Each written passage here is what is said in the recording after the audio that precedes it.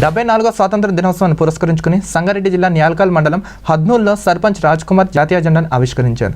Corona కారణంగా సామాజిక దూరం పాటిస్తూ జెండా పండుగ ఘనంగా జరుపుకున్నారు. ఈ కార్యక్రమంలో సెక్రటరీ ప్రవీణ్ కుమార్, వార్డు మెంబర్లు, గ్రామస్తులు షబ్బీర్, సంగారెడ్డి, ఆసప్ప, రమేష్, రేష్మా, నవీన్ పటేల్, మహేష్, రాజు పాల్గొన్నారు.